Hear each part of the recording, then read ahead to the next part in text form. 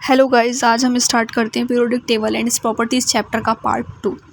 तो अभी तक हमने टेबल के बारे में, पीरियोडिक टेबल के बारे में सब कुछ पढ़ा। अब हम पढ़ने वाले हैं उसकी प्रॉपर्टीज़ के बारे में। तो सबसे पहले आती है कि पीरियोडिक प्रॉपर्टीज़ क्या होती है, या फिर पीरियोडिसिटी भी उसको बोला जाता है। वो प्रॉपर्टीज़ जो कि एक रेगुलर इंटरवल में, पीरियोडिक टेबल में एक रेगुलर इंटरवल में रिपीट होती हैं, वो पीरियोडिक प्रॉपर्टी होती हैं। जैसे अगर पीरियोडिक टेबल में देखा जाए तो लेफ्ट से राइट जाने में अक्रॉस पीरियड कहलाता है, टॉप से बॉटम जाने में अक्रॉस ग्रुप कहलाता है। पीरियोडिक प्रॉपर्टीज़ की बात करें तो कुल मिला के हमारे पास 10 टाइप की पीरियोडिक प्रॉपर्टीज़ होती हैं। पहली होती है एटॉमिक रेडियस, एटॉमिक साइज। दूसरी होती है आयोनाइजेशन एनर्जी और आयोनाइजेशन पोटेंशियल। तीसरी होती है इलेक्ट्रॉन एफिनिटी और इलेक्ट्रॉन गेन एंथैल्पी। चौथी होती है इलेक्ट्रोनेगेटिविटी। पांचवी होती है एटॉमिक वॉल्यूम। छठी होती है डेंसिटी। सातवीं होती है नेचर ऑफ ऑक्साइड्स। आठवीं होती है oxidising power and reducing power. नौवीं होती है बॉइलिंग एंड मेल्टिंग पॉइंट। और 10वीं होती है metallic character and non metallic character. Atomic radius और साइज़ की बात करूँ, ये इन्वर्सली प्रोपोर्शनल होता है आयोनाइजेशन एनर्जी के, या फिर इलेक्ट्रॉन एफिनिटी के, या फिर इलेक्ट्रोनेगेटिविटी के। एटॉमिक रेडियस, रेडिया या साइज़ की बात की जाए तो एटॉमिक रेडियस को हम लिखते हैं स्मॉल आर से। डिस्टेंस न्यूक्लियस से लेकर के वैलेंस शेल के बीच में जो भी डिस्टेंस होती है उसको एटॉमिक रेडियस बोला जाता है। एटॉमिक रेडियस एटम के साइज़ को डिफाइन करती है। जैसे सपोज़ मेरे पास कोई एक एटम है ए, उसका रेडियस है R1, कोई एटम बी है उसका रेडियस है R2। अब मान लिया कि R2 जो है वो R1 से बड़ा है, साइज R2 जो है R1 से रेडियस में बड़ा है, ठीक है। तो जो बी का साइज़ होगा तो वो ए के साइज़ से बड़ा होगा। क्यों? क्योंकि size of atom is directly proportional to atomic radius. Atomic radius के अगर टाइप की बात करूँ तो एटॉमिक रेडियस में हमारे पास 3 टाइप के होते हैं। एक होता है कोवेलेंट रेडियस, एक होता है वॉन डेर वाल रेडियस, और एक होता है आयोनिक रेडियस। कोवेलेंट रेडियस में क्या होता है कि ओवरलैपिंग होती है, जैसे Cl2 के एटम में देखी जाती है। और बात होती करें तो एक्चुअल रेडियस हमेशा ज़्यादा होगा कोवेलेंट से। फिर हमारे पास आता है वॉन डेर वाल रेडियस, जो कि इनर्ट गैस के लिए होता है। हीलियम एटम की बात करें तो वो जो दोनों एटम होते हैं आपस में चिपके चिपके जुड़े होते हैं, उनके बीच में जो कहलाता है वॉन डेर वाल रेडियस होता है। और van der Waals radius actual radius के बराबर होता है। आयनिक रेडियस की बात की जाए तो कैटायन या एनायन के लिए होता है। कोई भी एनायन या कैटायन का जो रेडियस होता है वो आयनिक रेडियस कहलाता है। पीरियोडिक ट्रेंड की बात करें तो अगर हम अक्रॉस पीरियड जा रहे हैं, यानी कि लेफ्ट से राइट जा रहे हैं, तो शेल कांस्टेंट रहेगा, इफेक्टिव न्यूक्लियर चार्ज बढ़ेगा और साइज़ घटेगा। अक्रॉस ग्रुप जा रहे हैं तो इफेक्टिव न्यूक्लियर चार्ज कांस्टेंट रहेगा, नंबर ऑफ शेल्स बढ़ेंगे और साइज़ बढ़ेगा। अगर मैं बात करूँ फर्स्ट ए ग्रुप की, तो नीचे जाने पे, डाउन द ग्रुप जाने पे साइज़ बढ़ेगा। क्यों? क्योंकि नंबर ऑफ शेल्स बढ़ेंगे। कैसे? लिथियम में देखो 3 होता है एटॉमिक नंबर 2 1, सोडियम में 11 होता है एटॉमिक नंबर 2 8 1, एक शेल बढ़ा। पोटेशियम में 19 होता है एटॉमिक नंबर 2 8 8 1, एक शेल और बढ़ा। इस तरीके से शेल बढ़ते जाते हैं, इस वजह से डाउन द ग्रुप साइज़ भी बढ़ता रहता है। बट कहीं एक्सेप्शन भी है, जैसे थर्ड ए ग्रुप में एक्सेप्शन देखा जाता है। अगर एक्चुअली में देखा जाए तो डाउन टू ग्रुप में पूरा उसका जो सीक्वेंस होता है वो होता है बोरोन, एल्यूमिनियम, गैलियम, इंडियम और थैलियम। तो इस हिसाब से अगर देखूँ तो मैं बोरोन की साइज़ थोड़ा कम होना चाहिए, एल्यूमिनियम का ज़्यादा, गैलियम का और ज़्यादा, इंडियम का और ज़्यादा और थैलियम का और ज़्यादा। लेकिन यहाँ पे उल्टा हो जाता है, यानी कि एल्यूमिनियम का साइज़ ज़्यादा होता है as compare to gallium, but actual में गैलियम का साइज़ ज़्यादा होना चाहिए था। अब बात आती है एल्यूमिनियम का साइज़ गैलियम से बड़ा क्यों होता है? तो इसके पीछे रीज़न है कि poor screening effect of 3D electron. Gallium को जो 3D इलेक्ट्रॉन होता है उनको बहुत ही पुअर स्क्रीनिंग इफेक्ट होता है। अभी समझ में नहीं आएगा, इसको बहुत ही अच्छे से पढ़ेंगे पी ब्लॉक एलिमेंट में।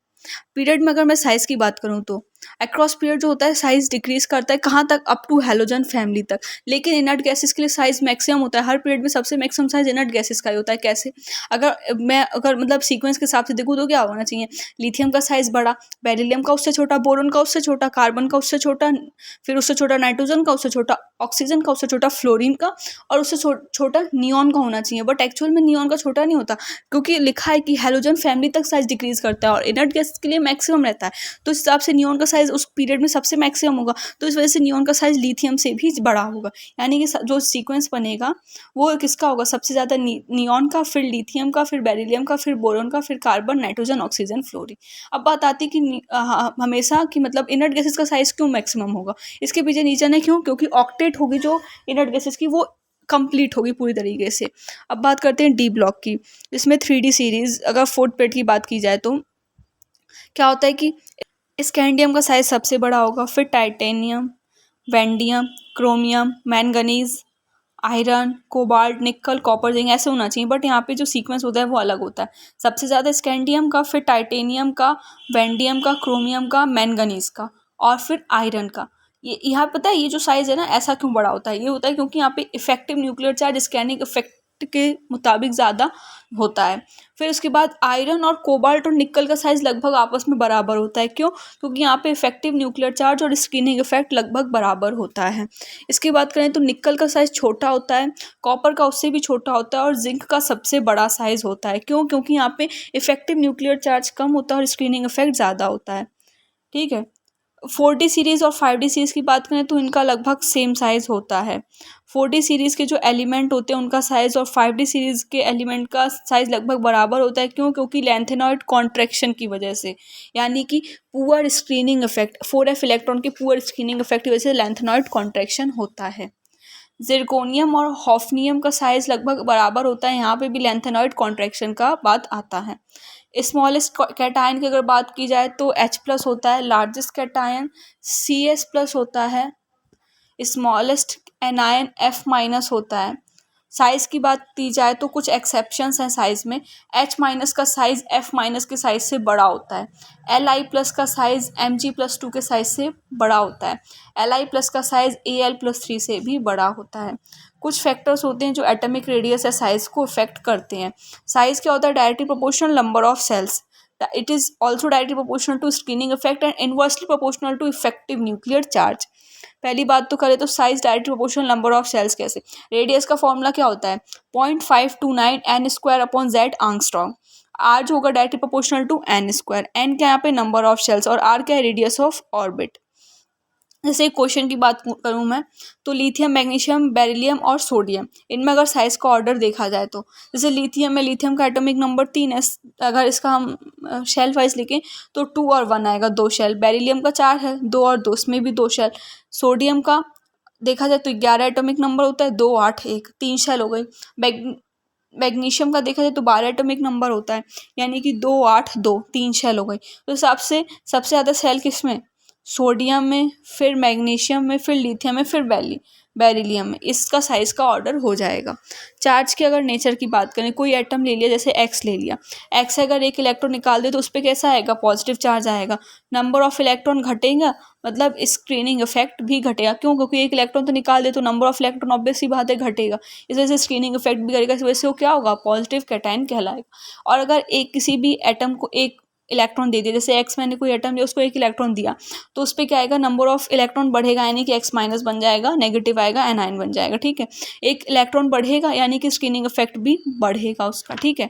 साइज़ के ऑर्डर की बात की जाए तो सबसे ज़्यादा साइज़ नेगेटिव का होता है। क्यों? क्योंकि इसके पास इलेक्ट्रॉन एक्स्ट्रा होते हैं। एटम की बात करें तो उसमें इलेक्ट्रॉन मतलब ठीक होते हैं। फिर आता है पॉजिटिव। पॉजिटिव क्यों? पॉजिटिव में क्या होगा कि इलेक्ट्रॉन तो उधर से निकला हुआ है ना, इस वजह से किसी भी चीज़ पे, किसी भी एटम पे पॉजिटिव का चार्ज आया। अच्छा, अगर साइज़ की बात की जाए तो H- है, H और H+, तो साइज़ किसका ज़्यादा होगा? H- का होगा, फिर H का होगा, फिर H+ का होगा। कैटायन की साइज़ की बात करूँ तो कैटायन का साइज़ हमेशा उसके न्यूट्रल एटम से छोटा ही होगा, कम होगा। जैसे Na का साइज़ बड़ा होगा Na+ से, Mg बड़ा होगा Mg+2 से। एनायन का साइज़ हमेशा उसके न्यूट्रल एटम से ज़्यादा होगा, जैसे Cl- ज़्यादा होगा Cl से। Size of iso electronic species की बात करें तो ये इलेक्ट्रॉन के बराबर ही होता है। Atomic radius, atomic size inversely proportional होता है एटॉमिक नंबर के। आइसो इलेक्ट्रॉनिक के लिए कोई भी एटॉमिक रेडियस और साइज का मैं ऑर्डर देखूँ तो जैसे क्या होगा कि C4- है, कितने इलेक्ट्रॉन है इसके पास? 10 इलेक्ट्रॉन है। N3- है, इसके पास भी 10 इलेक्ट्रॉन है। O2- इसके पास भी 10 इलेक्ट्रॉन है। F- है, इसके पास भी 10 इलेक्ट्रॉन है। तो ये सबके पास 10 इलेक्ट्रॉन है, तो ये कैसे स्पीशीज़ होगा? ये होगा आइसो इलेक्ट्रॉनिक स्पीशीज़ होगा, क्योंकि इनके पास इलेक्ट्रॉन सेम है। लेकिन अब बात आती है कि इलेक्ट्रॉन सेम तो है यहाँ पे, लेकिन कैसे हम साइज़ का ऑर्डर बताएंगे? तो इन सब केसेस में साइज़ का ऑर्डर हम एटॉमिक नंबर से बताते हैं। जिसका एटॉमिक नंबर कम होता है उसका साइज़ ज़्यादा होता है। ठीक है। तो कार्बन का, जैसे कार्बन में C4- बताया तो इसका एटॉमिक नंबर N3- के, कार्बन का एटॉमिक नंबर कम होता है। भले ही इलेक्ट्रॉन दोनों में इलेक्ट्रॉन्स बराबर हैं, लेकिन एटॉमिक नंबर कम होता है, तो इस वजह से कार्बन का साइज नाइट्रोजन कंपैरिजन ज़्यादा होगा ऐसे केसेस में। अब सेकंड प्रॉपर्टी आती है आयोनाइजेशन एनर्जी, या फिर आयोनाइजेशन पोटेंशियल भी बोल देते हैं। इसमें क्या होता है, कोई भी मतलब एटम है, उसके कुछ इलेक्ट्रॉन्स है, उसकी शेल है, उसमें से एक इलेक्ट्रॉन निकाल दी, या एक इलेक्ट्रॉन निकाल दिए, और मान लो कि एक जैसे कोई सोडियम ही लिया, उसमें 281 है, एक इलेक्ट्रॉन निकाल लिया, तो क्या बचा 281 बचा, यानी कि पॉजिटिव चार्ज आएगा। क्यों? क्योंकि एक इलेक्ट्रॉन निकला। तो कितनी एनर्जी निकली एक इलेक्ट्रॉन को, किसी भी एटम में से, कोई भी गैसियस एटम है उसमें से एक इलेक्ट्रॉन निकालने के लिए कितनी एनर्जी लगी, वो आयनाइजेशन एनर्जी कहलाएगा। ठीक है। और डेल्टा एच यहाँ पे देखा जाए तो पॉजिटिव होगा, यानी कि एंडोथर्मिक होगा। आयोनाइजेशन एनर्जी की जो यूनिट होती है वो होती है इलेक्ट्रोवोल्ट, और 1 EV में होता है 1.6 × 10⁻⁻19 जूल। सक्सेसिव आयोनाइजेशन एनर्जी क्या होती है कि क्या किया, जैसे कोई एक एक्स एटम है, उसमें से एक इलेक्ट्रॉन निकाल दिया, उस पर आया X+ का चार्ज। ठीक है।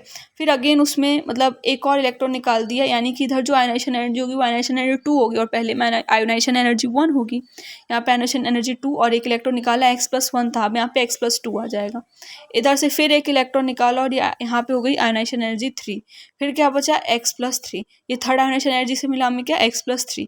अब अगर साइज़ का मैं देखूं तो X का साइज़ सबसे बड़ा होगा। क्यों? क्योंकि उसमें से अभी एक भी इलेक्ट्रॉन नहीं निकला। X+1 का उससे थोड़ा छोटा होगा, क्यों? अभी एक ही इलेक्ट्रॉन निकला है। X+2 का X+1 से भी छोटा होगा। क्यों? क्योंकि यहाँ पे 2 इलेक्ट्रॉन निकल चुके हैं। X+3 का सबसे छोटा होगा, क्योंकि 3 इलेक्ट्रॉन निकल चुके होंगे।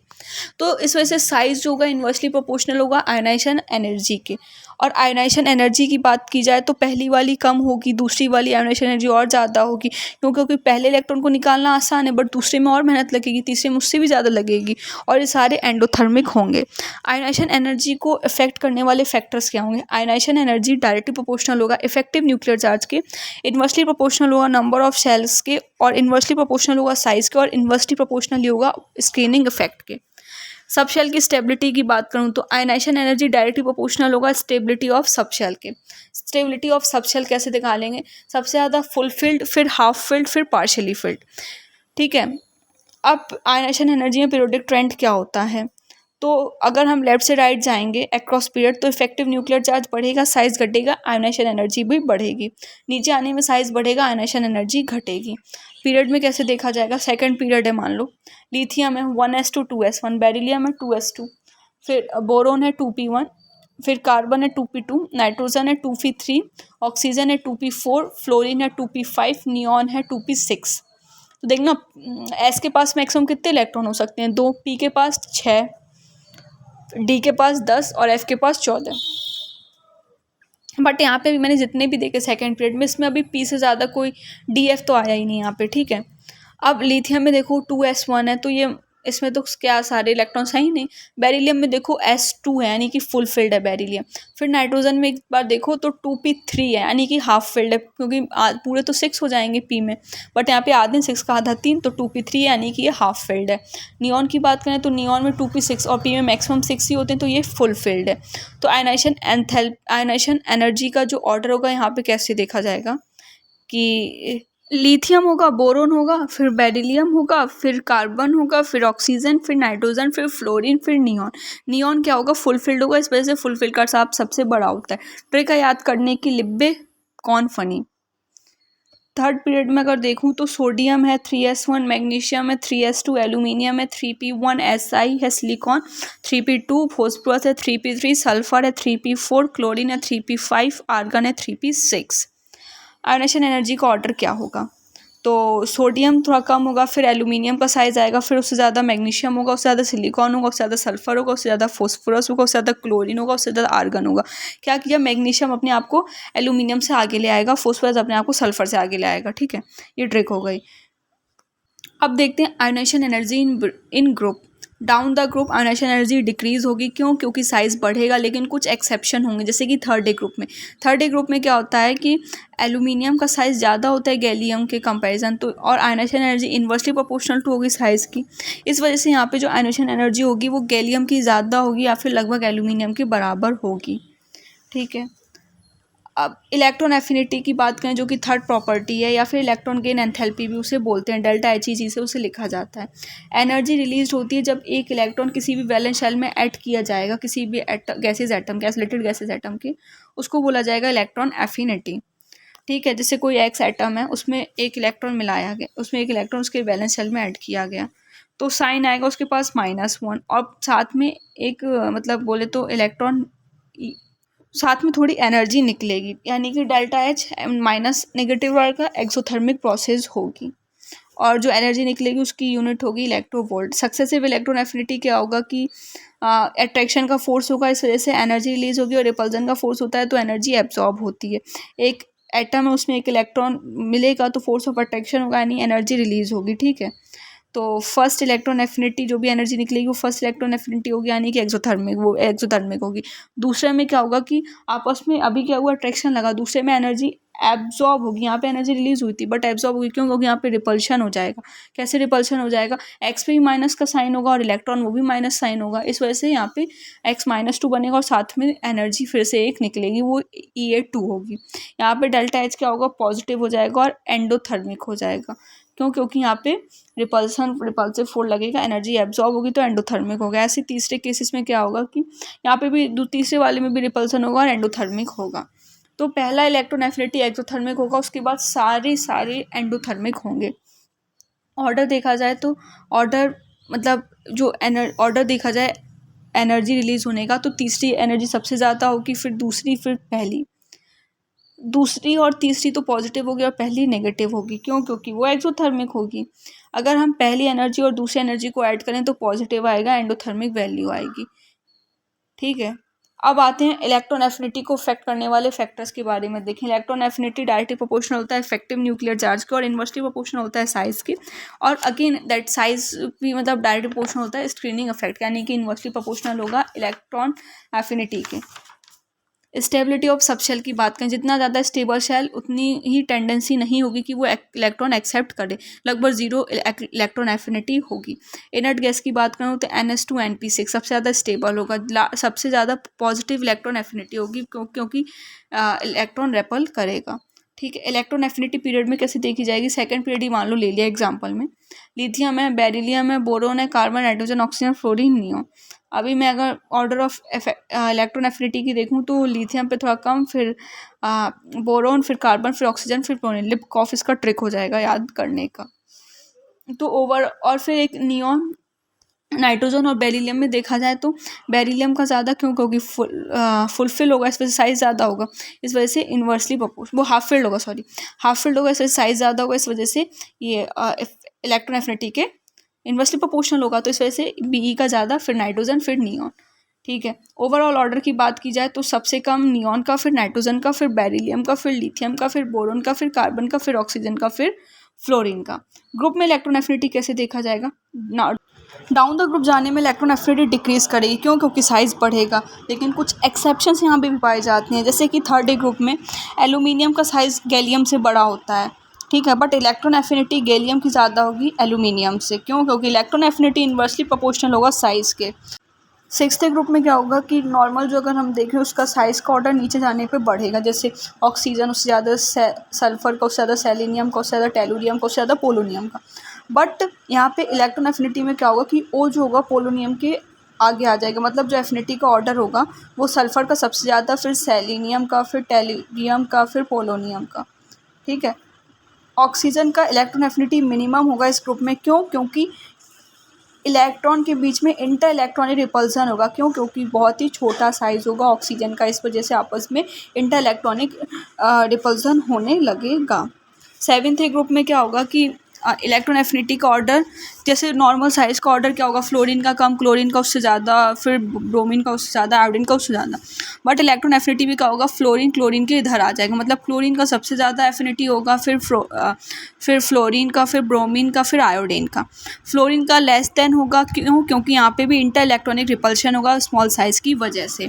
अब बात करते हैं आयनाइजेशन एनर्जी और इलेक्ट्रॉन एफिनिटी के बीच में रिलेशन क्या है। तो जैसे कोई एक मान लो कोई एटम है, उसमें एक इलेक्ट्रॉन किया तो उस पर कैसा आएगा, माइनस का चार्ज आएगा, तो इलेक्ट्रॉन एफिनिटी कितनी होगी, मान लो माइनस कुछ भी, माइनस Z इलेक्ट्रोवोल्ट हो गई। फिर कोई X माइनस है एटम, उसमें एक इलेक्ट्रॉन मिला दिया, उससे क्या बना कि अब देखो दोनों में रिपल्शन होगा तो एक एटम बनेगा, यानी कि यहाँ पे आयनाइजेशन एनर्जी मान लो कोई पॉजिटिव के फॉर्म में आ गई, ठीक है। तो अब आयनाइजेशन एनर्जी क्या होगा, हमेशा पॉजिटिव होगा इलेक्ट्रॉन एफिनिटी के। अब बात करते हैं इलेक्ट्रोनेगेटिविटी के। इलेक्ट्रोनेगेटिविटी की डेफिनेशन होती है एटम की वो टेंडेंसी जिसकी वजह से वो कोई भी बॉन्डेड इलेक्ट्रॉन को अपनी तरफ खींच ले, उसको इलेक्ट्रोनेगेटिविटी बोलते हैं। इसमें क्या होता है, दो एटम होता है, एक लीना जी होते हैं, एक मीना जी होते हैं, और इन दोनों के इलेक्ट्रॉन रहते हैं, तो मीना जी क्या करता है, हमेशा लीना जी के इलेक्ट्रॉन ले लेता है। ऐसा नहीं है कि लीना जी मीना जी के नहीं, वो भी लेता है, लेकिन मीना जी की ज़्यादा टेंडेंसी होती है लीना जी के इलेक्ट्रॉन्स लेने के लिए। क्यों? क्योंकि वो मोस्ट इलेक्ट्रोनेगेटिव एटम होता है। जैसे H+ है मेरे पास और F- है, तो F- के पास ज़्यादा टेंडेंसी होगी वो अपनी तरफ H+ के इलेक्ट्रॉन्स खींचने की, बल्कि H+ खींचेगा लेकिन उतनी तेज़ी से नहीं खींच पाए, जितनी तेज़ी से F- खींचेगा। इलेक्ट्रोनेगेटिविटी जो होता है वो रिलेटिव प्रॉपर्टी होता है, इस वजह से ये यूनिटलेस भी होगा। अब यहाँ पे बहुत सारे फैक्टर्स होते हैं जो इलेक्ट्रोनेगेटिविटी को इफेक्ट करते हैं। जैसे इलेक्ट्रोनेगेटिविटी डायरेक्टली प्रोपोर्शनल होता है इफेक्टिव न्यूक्लियर चार्ज के, और इन्वर्सली प्रोपोर्शनल होता है साइज़ के, और इलेक्ट्रोनेगेटिविटी नंबर ऑफ शेल्स के भी इन्वर्सली प्रोपोर्शनल होता है, साथ साथ में स्क्रीनिंग इफेक्ट के भी इन्वर्सली प्रोपोर्शनल होता है।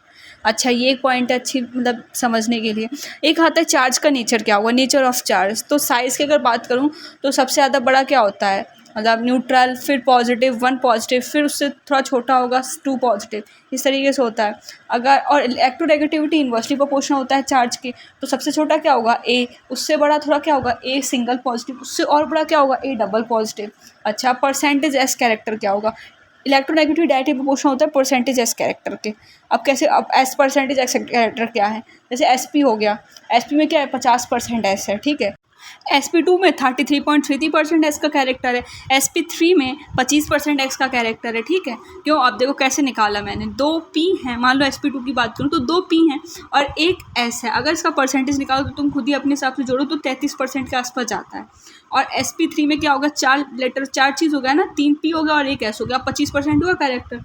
अच्छा, अब बात होती है एल्केन में परसेंटेज एक्स कैरेक्टर कितना होगा। फिर एल्केन में परसेंटेज एक्स कैरेक्टर होगा 25। क्यों 25%? क्यों? क्योंकि एल्केन में कार्बन 4 बॉन्ड बनाता है और 4 बॉन्ड बनता है तो हम जानते हैं sp3 हाइब्रिडाइजेशन होता है, sp3 हाइब्रिडाइजेशन, तो इस वजह से परसेंटेज एक्स कैरेक्टर कितना होगा 25% होगा।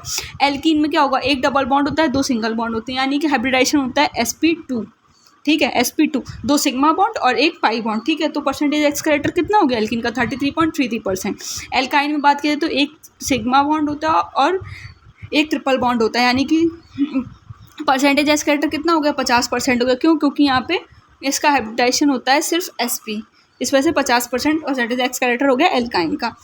इलेक्ट्रोनेगेटिविटी का अगर मैं ऑर्डर देखूँ तो सबसे ज़्यादा परसेंटेज एक्स कैरेक्टर किसका होगा, एल्काइन का, फिर एल्कीन का, फिर एल्केन का, ठीक है। 3 बॉन्ड है एल्काइन, फिर जैसे मान लो CS ट्रिपल बॉन्ड CH का सबसे ज़्यादा, एक एल्काइन है, CS2 double bond CS2 alkene है, उसका कैरेक्टर होगा, फिर CS3 एल्केन है, ठीक है।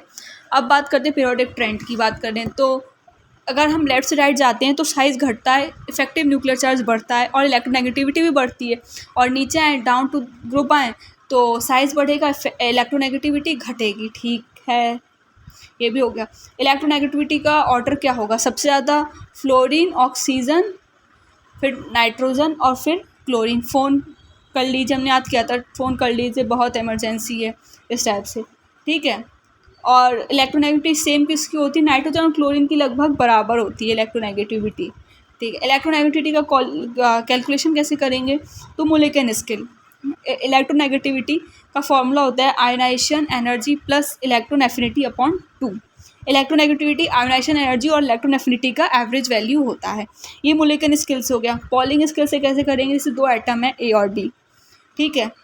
ए की इलेक्ट्रोनेगेटिविटी मान लो XA है, बी की इलेक्ट्रोनेगेटिविटी XB है, मान लो ए की इलेक्ट्रोनेगेटिविटी बी के कंपैरिजन ज़्यादा है, तो हमको निकालना पड़ेगा इलेक्ट्रोनेगेटिविटी डिफरेंस, जिसको हम बोलते हैं END।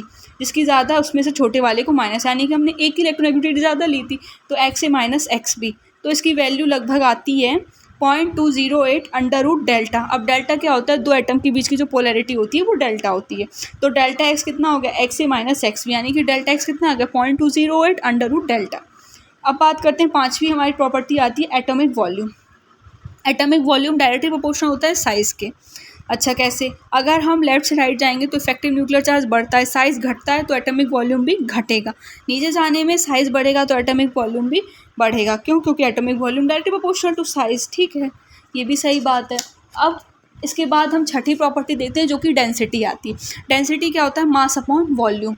अगर हम लेफ़्ट से राइट जा रहे हैं तो मास बढ़ रहा है, वॉल्यूम घट रहा है। नीचे आने पे एटॉमिक मास बढ़ेगा पर बहुत ज़्यादा बढ़ेगा, और एटॉमिक वॉल्यूम भी बढ़ेगा लेकिन बहुत कम बढ़ेगा, इस वजह से डेंसिटी भी बढ़ेगी। क्या होगा, डाउन द ग्रुप डेंसिटी बढ़ेगी, लेकिन कहीं कहीं एक्सेप्शंस भी देखे जाते हैं, जैसे फर्स्ट ए ग्रुप में डेंसिटी का ऑर्डर क्या होता है, अगर हम देखें तो सबसे पहले क्या आता है, लिथियम आता है, फिर सोडियम, फिर पोटेशियम, फिर रुबिडियम, फिर सीज़ियम। लेकिन क्या होगा, नीचे जाने पे डेंसिटी बढ़ेगी, नीचे जाने पे डेंसिटी बढ़ेगी साइज़ के साथ, ठीक है। अब नीचे जाएंगे तो अगर मेरे अकॉर्डिंग, अगर पीरियोडिक टेबल के अकॉर्डिंग देखा जाए तो लिथियम के बाद आता है सोडियम। तो इस हिसाब से सोडियम जो होगा, सोडियम का कम होना चाहिए डेंसिटी और पोटेशियम का ज़्यादा होना चाहिए। लेकिन यहाँ पे आपस में एक्सचेंज हो जाते हैं। क्यों? क्योंकि यहाँ पे थोड़ा सा मास, बहुत ही मासलेस इंक्रीज़ होता है, इस वजह से वॉल्यूम इंक्रीज़ कर जाती है। तो इस वजह से ऑर्डर जो बनता है वो सीज़ियम का सबसे ज़्यादा, फिर रुबिडियम का, फिर सोडियम का, फिर पोटेशियम का, फिर लिथियम का। अब बात करते हैं, एक बहुत ही इंपॉर्टेंट पॉइंट है, मतलब इधर से क्वेश्चन आता है नीट में, ऑक्साइड्स का नेचर क्या होगा। जैसे मेटल ऑक्साइड है, मेटल ऑक्साइड है, कैसा होगा, बेसिक होगा, अल्कलाइन होगा। एग्जांपल जैसे देख लूँ मैं, Na2O, MgO, CO, सब मेटल ऑक्साइड है। नॉन मेटल ऑक्साइड कैसे हो गए, एसिडिक होंगे, जैसे कि CO2, SiO2, SO2, P2O5, ये सब हो गए। अगर बात की जाए एसिडिक स्ट्रेंथ, नॉन मेटल के ऑक्साइड्स की एसिडिक स्ट्रेंथ, तो लेफ्ट से राइट जाने पे इंक्रीज़ होगा और डाउन टू द ग्रुप जाने में डिक्रीज़ होगा। एसिडिक स्ट्रेंथ, नॉन मेटल के ऑक्साइड के एसिडिक स्ट्रेंथ डायरेक्टली प्रोपोर्शनल होगा oxidation number of central atom, यानी कि वो डायरेक्टली प्रोपोर्शनल होगा इलेक्ट्रोनेगेटिविटी के। थर्ड पीरियड की बात करूँ तो जैसे Na2O आ गया थर्ड पीरियड में, MgO हो गया, Al2O3 हो गया, SiO2, P2O5, SO3, Cl2O7, ठीक है। अब जैसे Na2O और MgO मैंने ऊपर ही पढ़ लिया कि मेटल का ऑक्साइड है, तो ये कैसे होंगे, बेसिक होंगे। Al2O3 और SiO2, Al2O3 ये सब कैसे हैं, Al2O3 तो एम्फोटेरिक है, इसके बाद छोड़ो, Al2O3 एम्फोटेरिक है। अब आते हैं SiO2, P2O5, SO3, Cl2O7, ये सब कैसे हैं, एसिडिक है। अब एसिडिक में कैसे पता करेंगे, देखो हमने पढ़ा acidic strength oxide of non metal directly proportional होगा किसके, इलेक्ट्रोनेगेटिविटी के, ठीक है। अब SiO2, अब SiO2 में देखो कितने ऑक्सीडेशन नंबर आ रहा है, तो ऑक्सीडेशन नंबर निकाल, तो SiO2 का 4 आ गया, P2O5 का 5 आ गया, SO3 का 6 आ गया, Cl2O7 का 7 आ गया। इस हिसाब से ऑर्डर के अकॉर्डिंग देखा जाए तो Cl2O7 का ज़्यादा होगा, फिर SO3 का, फिर P2O5 का, फिर SiO2 का।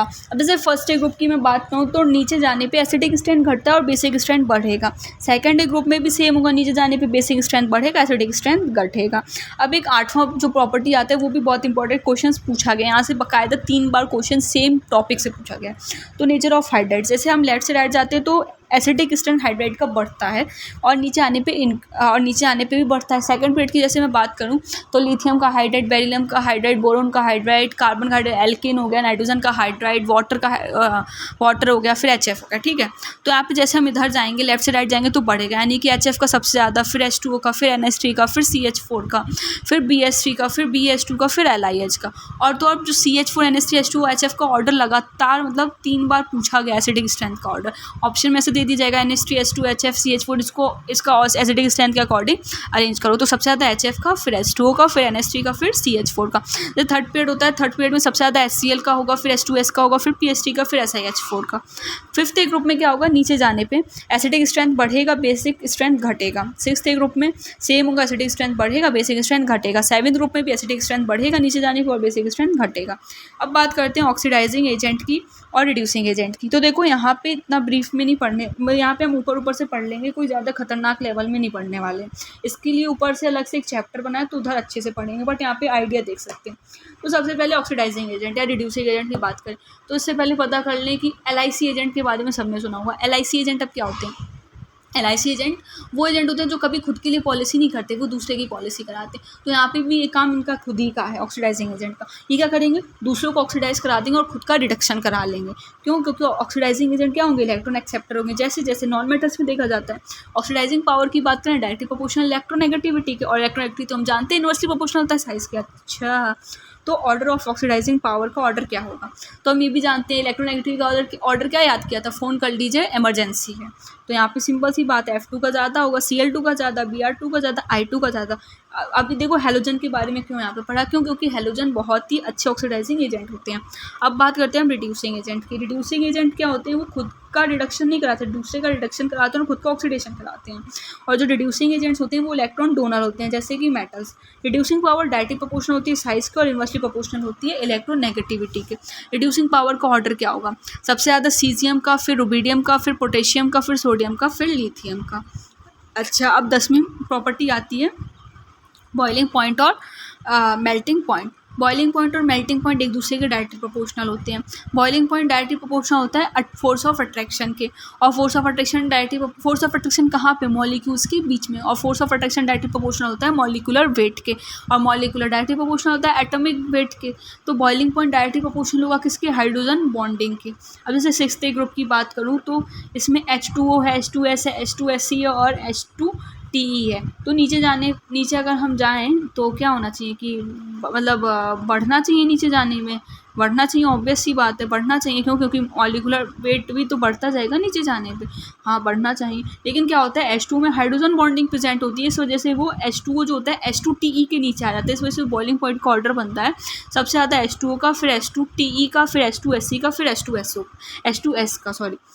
ये क्वेश्चन नीट 2022 में पूछा गया है, तो ये मतलब ये पॉइंट अभी 2 साल पुराना ही एग्जाम होगा भाई, पढ़ लो अच्छे से। 5th ग्रुप की बात करूँ तो 5th ग्रुप में भी सेम कंडीशन जाती है, जैसे NH2 होगा, PST, ASST, SPST। तो अगर हमने जो पढ़ा उसके अकॉर्डिंग SPST का ज़्यादा होना चाहिए, फिर ASST का, फिर PST का, फिर NST का, लेकिन ऐसा नहीं होता है। NST फिर आगे आ जाए, क्यों, क्योंकि NST में भी हाइड्रोजन बॉन्डिंग प्रेजेंट है। इस वजह से जो ऑर्डर होगा बॉइलिंग पॉइंट का, सबसे ज़्यादा NH3 का, फिर SBH3 का, फिर ASH3 का, फिर PH3 का। जैसे 7th ग्रुप में भी बॉइलिंग पॉइंट का ऑर्डर HF का सबसे ज़्यादा होगा हाइड्रोजन बॉन्डिंग के वजह से, ठीक है। तो HF का ज़्यादा, फिर HI, फिर HBr, फिर HCl का। 8th ग्रुप में देखा जाए तो बॉइलिंग और मेल्टिंग पॉइंट का ऑर्डर क्या होगा।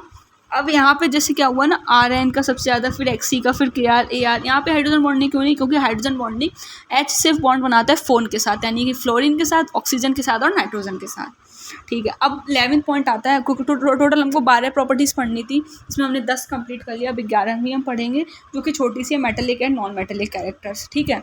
अगर मेटेलिक कैरेक्टर की बात करूँ तो लेफ्ट से राइट जाने में घटता है और टॉप से बॉटम आने में बढ़ता है। नॉन मेटेलिक कैरेक्टर लेफ्ट से राइट जाने में बढ़ता है, टॉप से बॉटम आने में घटता है। सिंपल है, metallic and non metallic character खत्म, एकदम स्वाहा। अब 12वां पॉइंट पढ़ते हैं, रिएक्टिविटी ऑफ एलिमेंट्स, ठीक है। Reactivity of matter directly proportional होगा साइज के, इनवर्सली प्रोपोर्शनल होगा आयोनाइजेशन एनर्जी के। तो ऑर्डर होगा रिएक्टिविटी ऑफ मेटल्स का कैसे। फर्स्ट ग्रुप की अगर बात करूँ तो सीजियम का साइज़ बड़ा होगा, फिर रुबिडियम, फिर पोटेशियम, फिर सोडियम, फिर लिथियम, इस तरीके से होगा, साइज़ बड़ा होगा। लेकिन इन्वर्सली प्रोपोर्शनल है आयोनाइजेशन एनर्जी की, इस वजह सीजियम का सबसे कम आयोनाइजेशन एनर्जी होगा। और सीजियम क्या होगा, इलेक्ट्रॉन लूज करेगा इस आसानी से, इस वजह से ज़्यादा रिएक्टिव होगा सीजियम, ठीक है। अब देखते हैं reactivity of non metal, directly proportional होगा इलेक्ट्रोनेगेटिविटी का और इन्वर्सली प्रोपोर्शनल होगा साइज़ के। रिएक्टिविटी ऑफ नॉन मेटल का ऑर्डर क्या होगा, अगर हेलोजन में देखा है तो सबसे ज़्यादा फ्लोरीन का, फिर क्लोरीन का, फिर ब्रोमीन का, फिर आयोडीन का। तो यहाँ पे चैप्टर खत्म हो जाता है। ये सिंपल सा बहुत ही स्वाहा चैप्टर था। अब कुछ इंपॉर्टेंट पॉइंट पढ़ लेते हैं, जैसे न्यूट्रल ऑक्साइड्स कौन कौन से हमारे पास, CO, NO, N2O, H2O, OF2 neutral oxides हैं। एम्फोटेरिक ऑक्साइड्स की बात करें तो जो एसिड्स और बेस दोनों के साथ रिएक्ट करते हैं, जैसे कि BeO, ZnO, Al2O3, As2O3, Ga2O3, PbO2, SnO2। फिर बात करते हैं एम्फोटेरिक हाइड्रोक्साइड की, जैसे कि BeOH2, ZnOH2, ठीक है। तो अब ये चैप्टर मतलब एकदम स्वाहा हो चुका है, ख़त्म हो चुका है। अब जो नेक्स्ट चैप्टर हम देखेंगे उसको हम बता दें तो रिडॉक्स रिएक्शंस देखने वाले हैं इसके बाद, या फिर बायो का कोई चैप्टर स्टार्ट करते हैं, क्योंकि बायो भी हमें पैरेलली में कंप्लीट करनी ही है बिफोर नीट एग्ज़ाम। मई अगर मैं मान के चलूँ तो लगभग उनको मार्च तक सिलेबस कंप्लीट करना ही रहेगा यूट्यूब पर। तो हाँ, उसके हिसाब से अपन कर लेंगे। मतलब अभी थोड़ा केमिस्ट्री, थोड़ा बायो नहीं हो सकता है तो हम किसी और टीचर से मतलब बात करके फिजिक्स भी डलवा दिया करेंगे वीडियो, इस वजह से सबको पॉडकास्ट के फॉर्म में ईजिली से अवेलेबल हो जाएगा। Okay, so thank you so much, मन लगा के पढ़ते रहो सभी लोग।